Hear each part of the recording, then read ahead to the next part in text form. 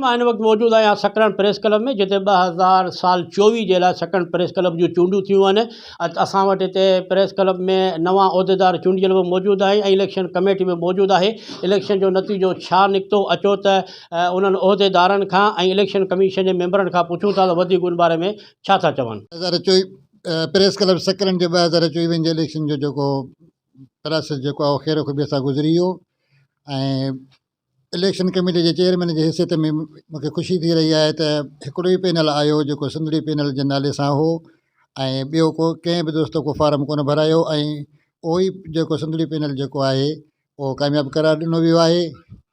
ऐं election committee जेका आहे उहा उमेदु थी रखे त जेका नई चूंडजी आयल बॉडी आहे इनशाला उहा पंहिंजे कमु जेको आहे प्रेस क्लब जे हवाले सां पंहिंजे ज़मीर ऐं सचाई सां सरअंजाम ॾींदी। सभ खां पहिरीं त मां इबरत न्यूज़ चैनल जो इंतिहाई शुक्रगुज़ार आहियां, जेको अॼु सकरन प्रेस क्लब पहुची असांजी कवरेज करे रहियो आहे। जीअं त अॼु 2024 लाइ फारम जी आख़िरी तारीख़ हुई, जंहिंमें सिर्फ़ु सिंधड़ी पैनल ई बि फारम भरायो, ॿियो को बि दोस्त फारम कोन भरायो आहे, जेका असांखे बिना मुक़ाबले कामयाबी मिली आहे।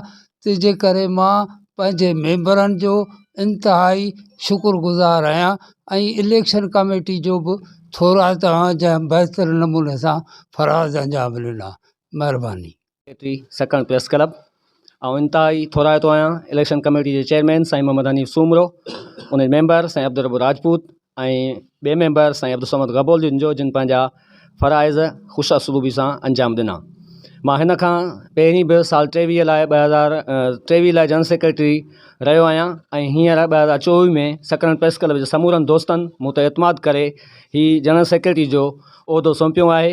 ऐं यकीन थो ॾियारियां त असांजो कलम जेको आहे उहो ग़रीबनि जे लाइ हक़ सच जे लाइ जेको आहे सो लिखंदो रहंदो ऐं हितां जे मज़लूम ज़ालिम ऐं जेके भोतार कल्चर आहे या जेको तबक़ाती सिस्टम आहे उन जे करे जेके ग़रीबनि खे अहंज ऐं तकलीफ़ूं रसनि पियूं, उन्हनि जे ख़िलाफ़ु जेको आहे सो हमेशह असां पंहिंजो आवाज़ु बुलंद कंदा रहंदासीं। महिरबानी।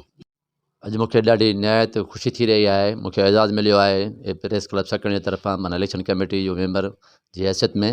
असांखे ॾाढी ख़ुशी थी आहे। सभु दोस्त जेको आहे सो उन बहितरीनु चूंडिजी आया आहिनि। असांखे उमेदूं आहिनि हीअ समाज में, हिन सोसाइटी में जेके बि तकलीफ़ूं आहिनि समाज हिन अॻ में बि किरदारु पंहिंजो निभायो आहे सकरन प्रेस क्लब, ऐं असां अॻिते बि जेको आहे सो माना इहा ई उमेदु रखूं था त इंशाअल्लाह बहितरीनु जेको आहे सो किरदारु पंहिंजो निभाईंदा। Thank U sir.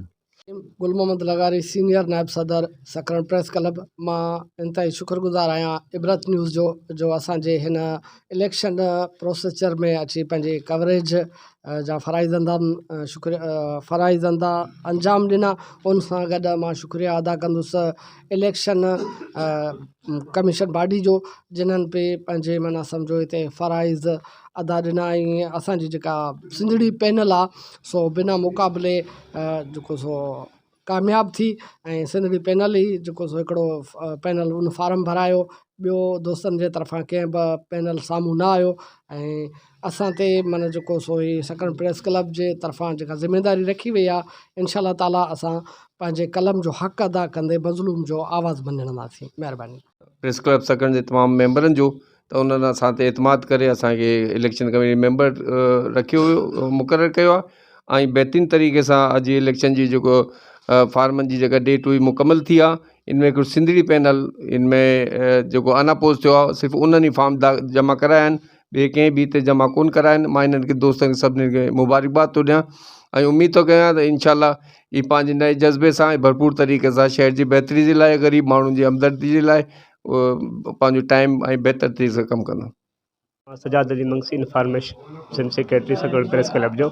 महिरबानी इबरत ग्रुप जी ऐं महिरबानी इलेक्शन कमीशन जी मेंबर चेयरमैन ऐं मेंबरनि जी जंहिं VIP नमूने सां इलेक्शन फर्ज़ सरअंजाम ॾिना। ऐं मां शुक्रगुज़ार आहियां सकरन प्रेस क्लब जो सभिनी मेंबरनि जो, जिन असां एतमाद करे बिना मुक़ाबले असांखे कामयाबु करायो। इंशाअल्लाह असां सकरन ऐं ग़रीब मज़लूम अवाम जेका बि आहे उन्हनि जी आवाज़ जेको आहे ऐलान मंदे पुॼाईंदासीं, ग़रीबनि जा हमदर्द साथ ॾींदासीं। महिरबानी।